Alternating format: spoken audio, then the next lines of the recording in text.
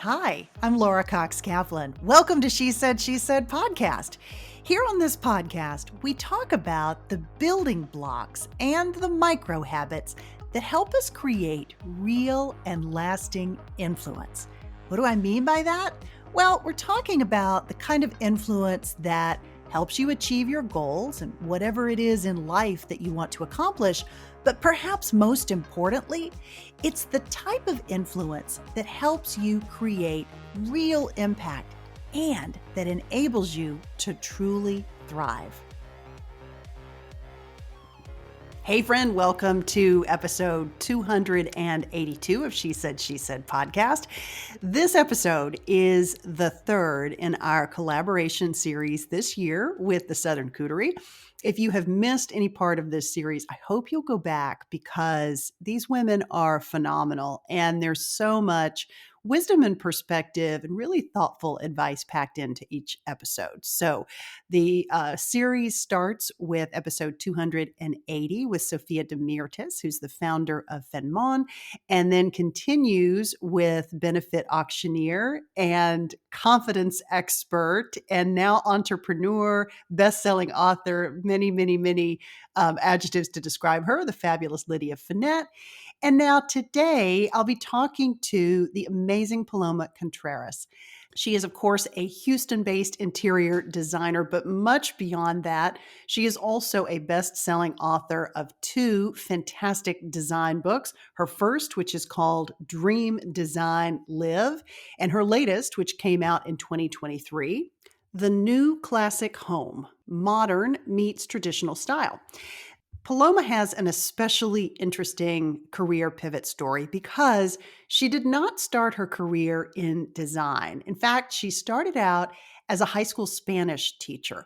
But the way in which she has built this multifaceted design business, I find absolutely fascinating because it really embodies her approach to continuous learning, to challenging yourself, and to just being willing to try things. One of the things that especially jumped out at me that I think will really resonate with you is this idea that sometimes we get in our heads that just because we don't have the particular credential or the particular degree, we can't possibly do that thing or be in that industry, especially if it's something that's very different from what you've been doing. Paloma really shows us that could not be further from the truth, but that there has to be a strategy for how you go about filling that gap. If it's not through a traditional education approach, you have to have some kind of an approach. But anyway, she explains that so beautifully. I think there's so much about this conversation that is really inspiring, including great advice for one of the areas of interior design that I get hung up on, which is how accessorizing. Like once you have the space pulled together, what's the best way to go about adding accessories? So she shares all of that. Also advice on collaborations and partnerships and client selectivity. How do you know when a client is a good fit and it's going to be a good match? And so much more. Friend, give this episode a listen. And as always, I'd love to hear your feedback. So please be sure to let me know. For now, though, here is episode 282 with the absolutely fabulously talented and creative Paloma Contreras. Paloma, welcome to She Said. Thank you so much for having me, Laura. Well, I'm so happy to have you. I loved having an opportunity to get to know you a little bit during the Southern Sea a few weeks back. So it's really a thrill to have a chance to chat with you directly, to dive in a little deeper into your story and also share that part of your story with our listeners. So that is where I'd love to start the conversation. You have an amazing background and story of success, which I was so fascinated by, just your body of work. But when you told me that you did not originally start out in design, I was like, okay, wow, that is really an interesting element of your story. Why don't we start there? You didn't start in design. Where did you start? Well, I've had quite a long and winding road. You're very kind. Thank you. I actually started out as a teacher. So I majored in languages. I majored in Spanish and Italian studies.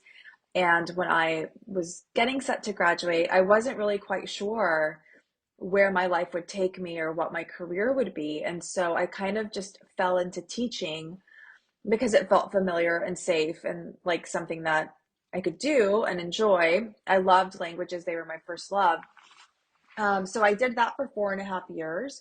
And I found myself very quickly feeling creatively stifled in that Mm, position. There were lots of things that I enjoyed about teaching, but just as many things that just didn't feel like a true fit. They didn't sit with my soul, and I was struggling to find, what that would be for me. And it just so happens that around the time that I entered what would be my last year as a teacher, I didn't know it yet, but we bought our first house, and mm, I was looking for inspiration. I'd always loved design. But I never really knew that it was something I could do as a career. So that wasn't even on my radar to pursue as a career. But at that time, I just started seeking out, ideas. And there were literally a handful of blogs at the time. This was 2006, I believe. And none of them really resonated with my style. They were all sort of very specific and different aesthetics. They leaned a little bit more like Scandinavian and um, or just, different. So I also simultaneously was looking for a creative outlet, and I knew a few people that had started writing blogs, people that I'd known throughout my life that had moved away after college, and they were, just writing personal entries about their new life in New York or moving abroad or whatever it may be. And I thought, well, that's a fun idea. It seems like, journaling, just in a different platform. And so I gave that a shot, and I didn't set out to be a design blogger or to make anything of it. It simply was that creative outlet that I was seeking. So over time, it started to take a very design, um, a focus in design, really. And that was mhm. very organic. And I was was that just largely because that was sort of what you were working on? You'd bought this house and you were kind of in that space. Is that kind of why? Yeah, I was in a design mindset at the time because I was furnishing this house and looking for ideas, and so I was coming across all these things that I was finding inspiring in old books and magazines and whatever. And so I just started sharing that. And I had like 3 readers at the time. So again, like there wasn't a focus, there wasn't any kind of intention. I was just finding a channel in which I could be creative Yeah. and find my voice again. And then over time, blogs started to gain traction.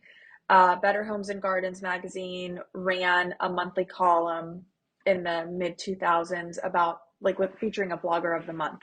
And Hmm. they selected me one month, and I saw my readership spike, Mm. which was very exciting. And it also gave me the confidence to leave my teaching job. Again, I didn't really have a set plan as to what I would do, but I was starting to have brands reach out to me with these like creative partnerships and whatnot, which we now know as influencer partnerships. But that was all very new at the time too. So Right. I was able to do that. I supplemented my income by tutoring some kids in Spanish after school, and I spent my days blogging. And Wow. that was really the beginning of it all. Is that how you so, I think I'm sort of fixated on this idea of design training and whether how important is that? I mean, it sounds like obviously it's something that you can learn, but is Mhm. that was that kind of the process that you went through to learn the fundamentals, or sort of how did that come about? Well, that's a very interesting question, and it's obviously something that's incredibly important. And everybody learns differently. Mm, I when people come to me now and they see the trajectory that I've had and they want to make a career pivot, they always ask me, should I go to design school?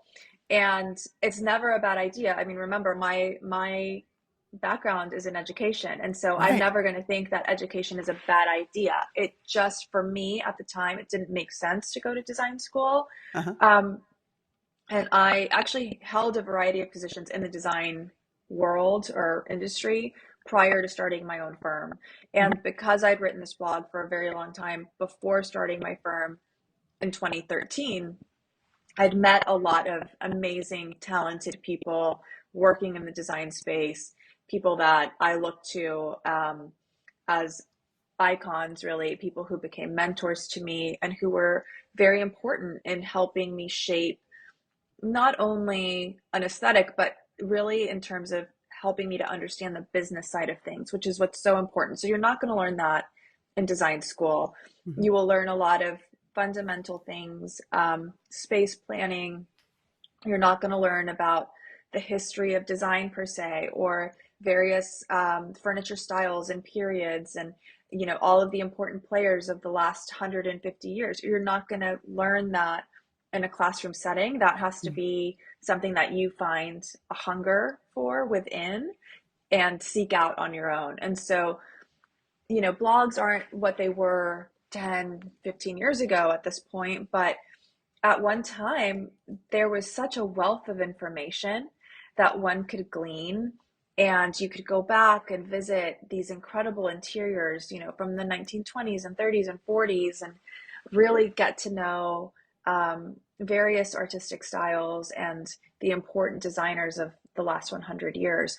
So, my education, I always say, is a unique one. I don't have a formal education in design, but I have my own special brand, my organic version of an education in design that money can't buy, and I've had the very special privilege of learning from some of the best in our industry. Yeah, you said something so interesting that I'd not really dialed into until you said it just the way that you said it, which is the fact that you had a background in education and that you understand how other people learn, and you no doubt understand how you learn and how you were going to process information. Like, that's a really interesting element of your story that I hadn't really focused on. That's so fascinating. Well, I always consider myself a voracious student of Mm, life. I think that once you feel like you've stopped learning, you really have to look within, because there's always something new to learn. There's a new yeah. skill, a new interest, like all kinds of things. And if we're not learning, we're not growing. So that is just my personality type. I love to seek out information, to learn new things, to learn from people. One of my greatest joys in life is to see someone who is passionate about what they do. That can be, making wine in the Napa Valley, or being Bruno Mars and performing on stage, or an interior designer. To just do what you were, the, to be able to live out the gift that you were given, and to do it in its highest form, is something so joyous that I love to see.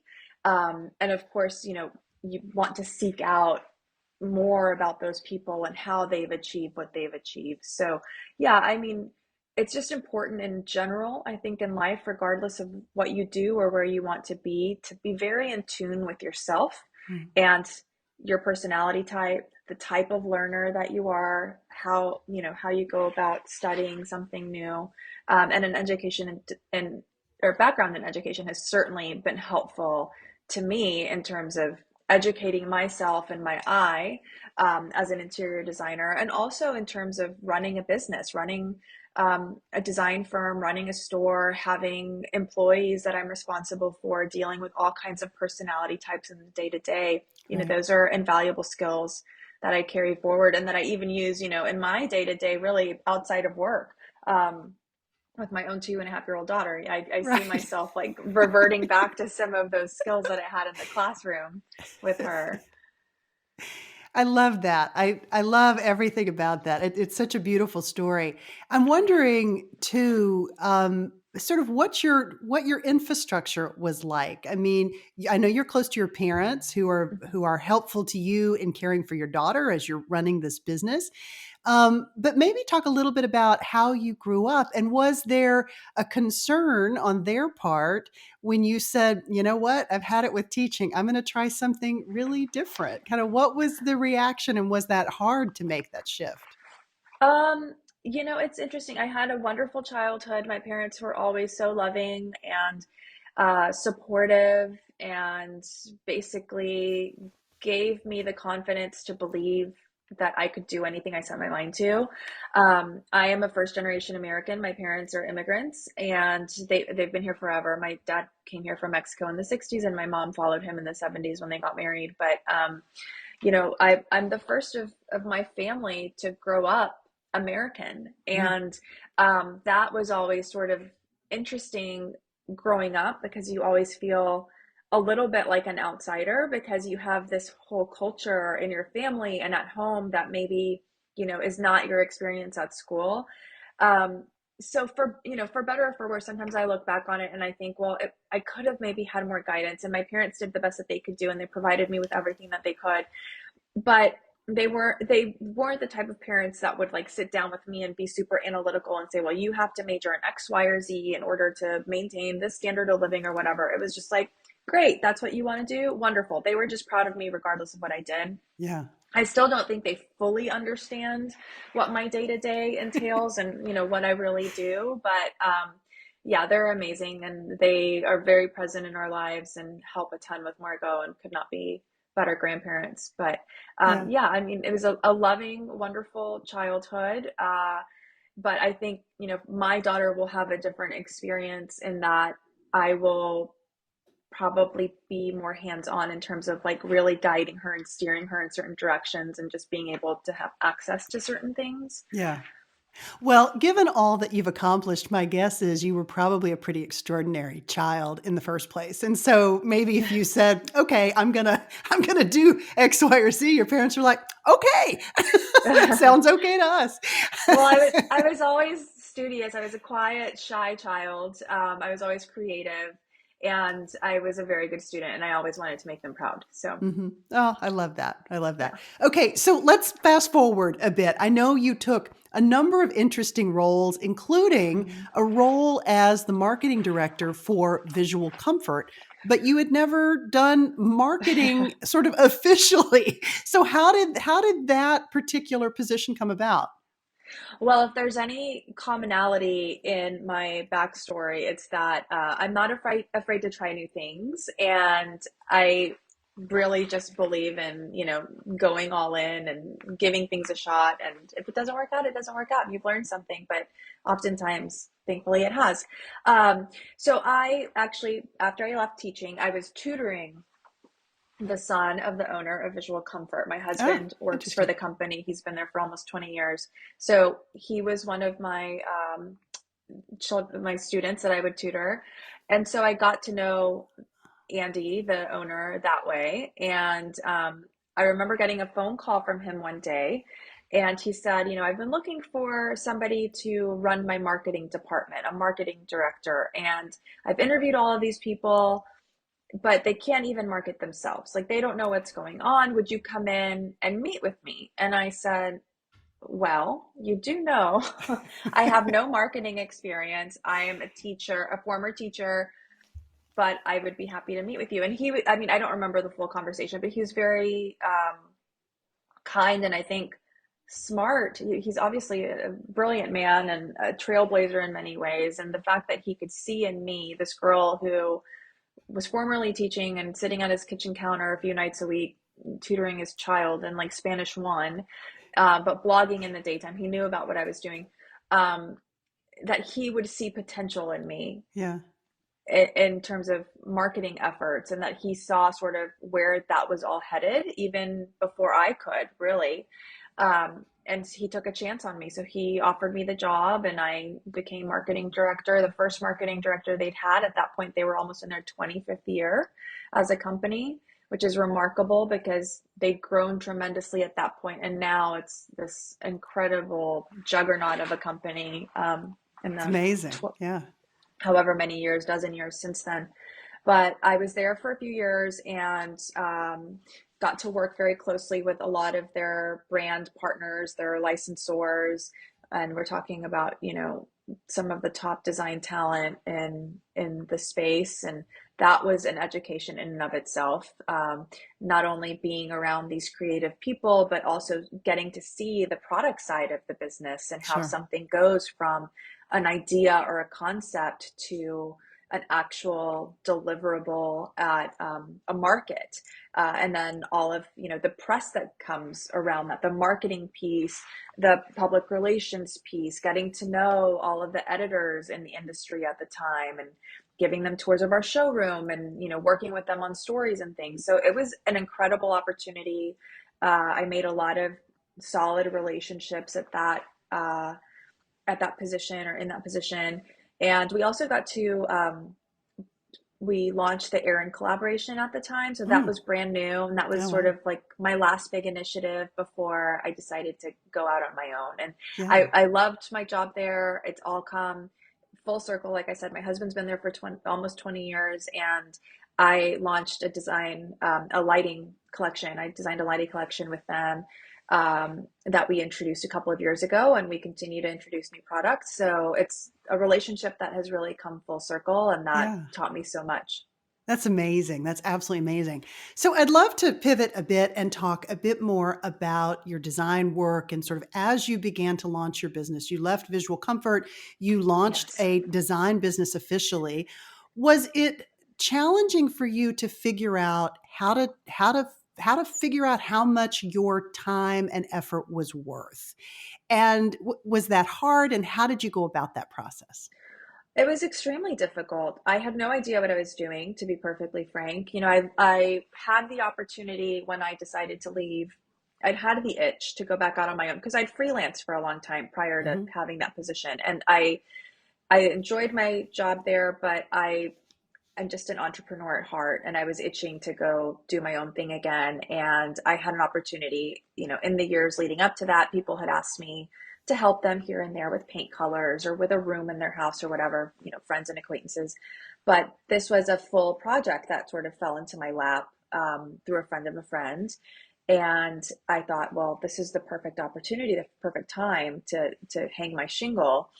And so I had a contract, and again, like I called upon all of those relationships that I had, and I had some people I could confide in and ask questions to, and they helped me sort of figure out like what should go in a contract and sort of a framework for the design process and how much I should be charging and that kind of thing. But I gave away my time for so, so long. And that's not to say I didn't charge for it, but I was afraid to charge Mhm. for the amount of time I was actually spending on these projects. Um, there's so much money left on the table because I was embarrassed to ask for payment for my Yeah. services. And that's something that to this day, like I still struggle with a little bit. And we're obviously in a much different place in terms of the caliber of projects that we're taking on and just the level of experience that we have in our services that we offer. But I still get that sort of nervousness from time to time when we're sending out a proposal in terms of asking what we're worth. Yeah. But it was challenging. Again, going back to the question that I mentioned at the beginning, when I meet people and they say I have a similar story or I'm thinking about leaving, I love design, I'm leaving, I want to leave my job and pursue this. I always encourage people not to follow my path. It worked out for me and I wouldn't change it for the world, but it wasn't the path of least resistance. It Mhm. was certainly difficult. I absolutely encourage people to work for someone else, learn as much as you can under someone else's tutelage, glean all of the information, all of the knowledge that you can from them. There's no better teacher than experience. And again, you can be in a classroom, you can learn the fundamentals of design, but understanding the dynamics of a client designer relationship, what it's like working with contractors, the different phases of a job, like all of these things are not something that you will learn in school. You really have to be working in a firm to Mhm. understand how all of that works, to understand, how you bill and when you bill and why you bill, the bottom line, understanding the business side of things. And then, of course, there's a whole logistical piece, like getting from concept to installation is a whole nother animal. And I mean, I made mistakes, costly mistakes. There was blood, sweat, tears, all of those things, and I'm better for it. And experience is a wonderful teacher, and mistakes are an even better teacher. But if you have the opportunity to intern for someone, I would absolutely encourage that anybody thinking of making a career pivot or, getting started in their design career, that they do that and they do it for a while, because it takes several years to really get your footing and understand what works and what doesn't. And it's still something, I'm in a design trust group with several well-known established designers who, many of whom have been in business longer than I have. And we all struggle. We're Mhm. constantly refining and sort of figuring out like what works and what doesn't, what works for the client, what works for the firm, updating processes and like reassessing what we should be charging or all of those things. It's a constant battle. Yeah, you referred to that as a design trust group. Is that like a mentor group, or is that a term of art? I've not heard that. Yeah, it's a mentor group essentially. There's Oh, I how think nice. 6 or 7 of us, and we all were sort of craving some sort of connection in terms of, really having a group, a confidential group that we could meet with on a regular basis and just hash out like the nitty gritty of our day to day and talk shop. And, we all face the same issues, but the challenge in design is that it's not standardized. Hmm. So we all have a, a similar process, I would say, but the way that we present things might be different. The way that we charge is different. It's not the same from one firm to the other. And so that can be challenging for us to know, like, am I doing things correctly? Am I profitable enough? And like, does this work for us? Does this work for our clients? And I think, as a result, sometimes there can be mistrust from clients Hmm. because everybody does things differently. And Right. so we established this group. We just started, I think, right before the new year was our first call. But these are people that I've known for a long time and that I admire and respect. And we just every month we sort of very organically come up with a topic of discussion that's like very much on our minds. In December, I think it was the topic of like client or employee bonuses and Uh-huh. compensation and things like that. Like all of the things that as a small business owner, there's not a handbook for, and so Right. it's nice to have a group of people that you can use as a sounding board. So that's I essentially what that is. I love that. I absolutely love that.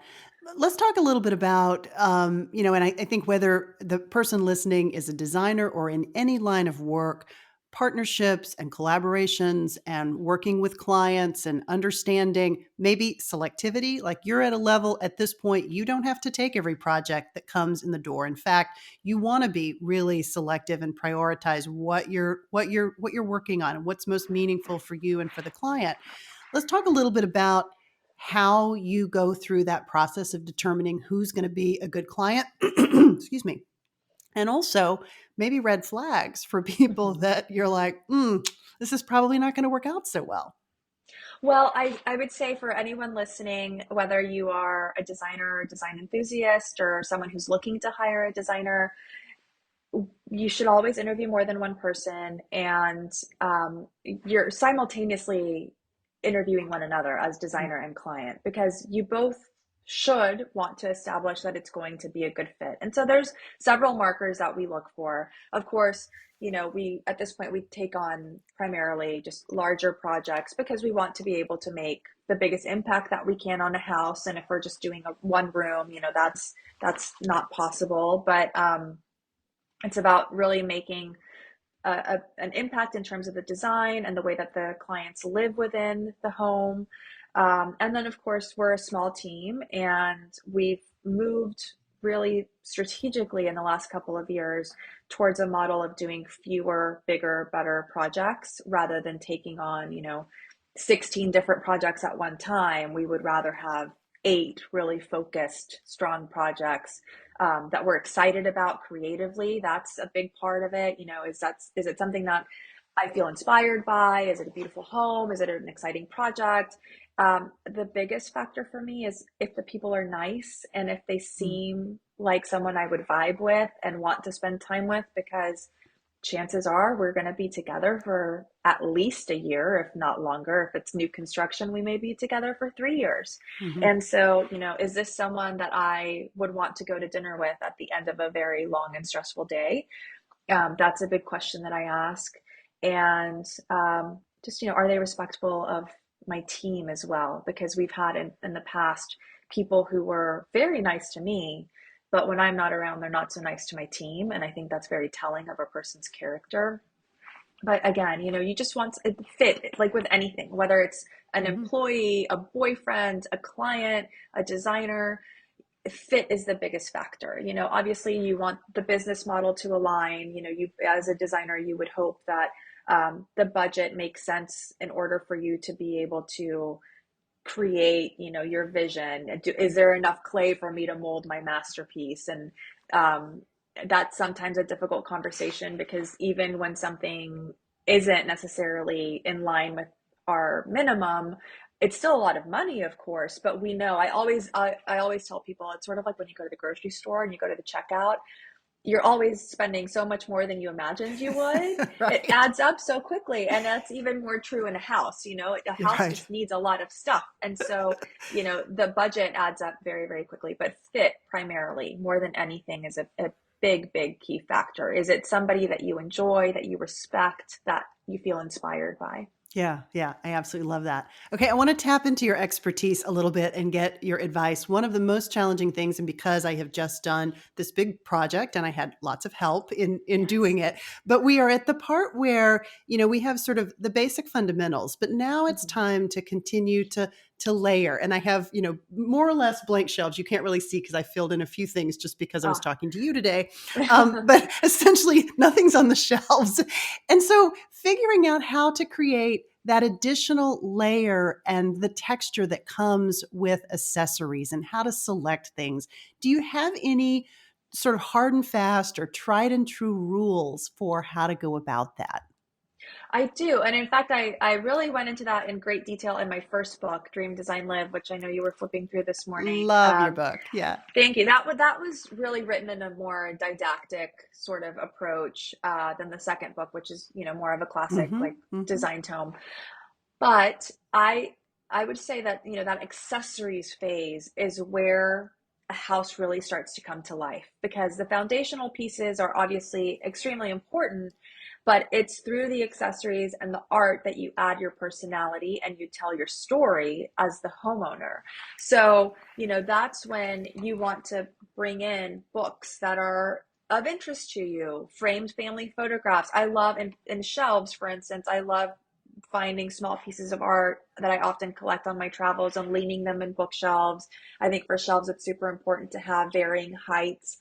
There's a pyramid rule that I follow. And so you sort of, you want things at multiple levels. So there's always going to be sort of like a triangular configuration. So some things stack on top of books. You want them to go in different directions as well. Some may be horizontal, some may be standing vertically on their spines. And that just becomes a more dynamic and interesting configuration. But just bringing things in that have meaning to you, that tell the story of your life, your travels, that I think is always going to be the most interesting and the most successful addition to an interior, because it's what really separates it from your neighbor's home or, Right. anything else. But I think art and accessories can be super impactful. Yeah. I love that. I absolutely love that. So I'd love for you to talk just a bit about the creative process. It's such a big part of what you do. I'm a big believer that, creativity and embracing the things that resonate with you is so important no matter what you do with your time, whether you're a lawyer or a banker, a designer, a podcaster, it doesn't make any difference. So maybe talk a little bit about those sources that you go to, or the ways that you fuel your creativity, where inspiration comes from, etc. Maybe, and also like reading material that you have Mhm. run across recently that you especially resonate with. Well, there are so many things that I find inspiration from. It's all around us. I think the difference is being in tune with oneself and being open to finding Mm. it. It can be anything. It can be a flower on a vine while you're out walking. It can be anything. To me, as cliche and trite as it may sound, travel is the most inspiring thing. There's nothing better than getting out of your day-to-day surroundings and allowing your eye to travel, as Diana Vreeland very famously said, all of those years ago. The eye has to travel. Mm. And it's so true, because you're exposing yourself to different styles of architecture and different cultures. And it might be something as subtle and simple as the light somewhere. The light in Los Angeles is so different than it is in New York. Or if you've ever been to Paris in the summer, it's, beautiful you have beautiful sunsets at like 9:45 p.m. Mm-hmm. and just the way that that casts onto the limestone on the buildings, that is inspiring.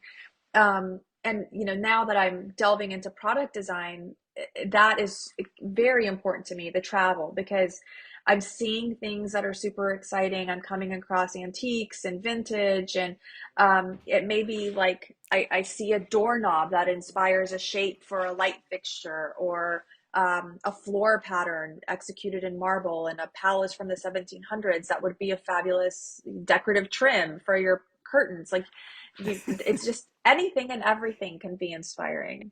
Yeah, Nature, of course, is so inspiring. I absolutely love that. Maybe anything that you're working on right now that you're especially excited about? Will there be a book 3 that you're envisioning, perhaps?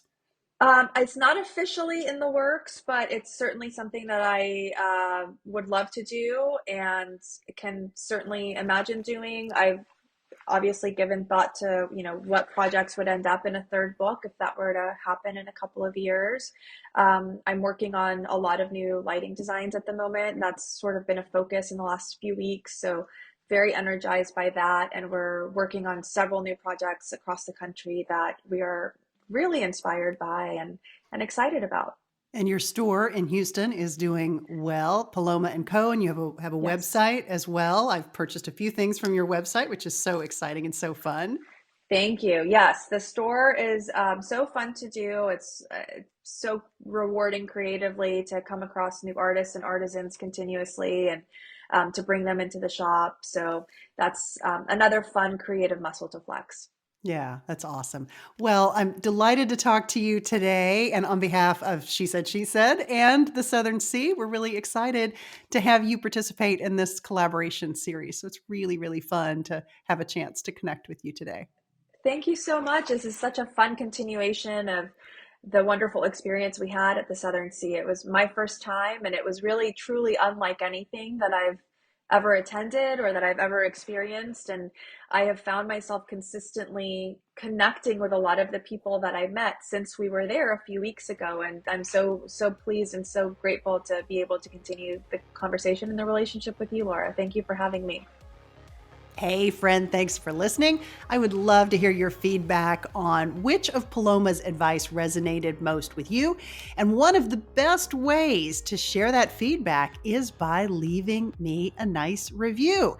Those reviews actually help me as I'm creating content because it helps me know which themes are really resonating with you. Plus, it also signals to the podcast algorithm that She Said podcast is something that you value. So if you have a minute, I would be really, really grateful if you would leave me a nice review and just tell me what was it about the episode that you really liked, or some feedback on how we can improve. I'd really love to hear. In the meantime, on behalf of She Said podcast and the Southern Sea, I'm so delighted that you joined me for this episode. I hope that you found it to be a good investment in you. Take care, friend, and I will talk to you again next week.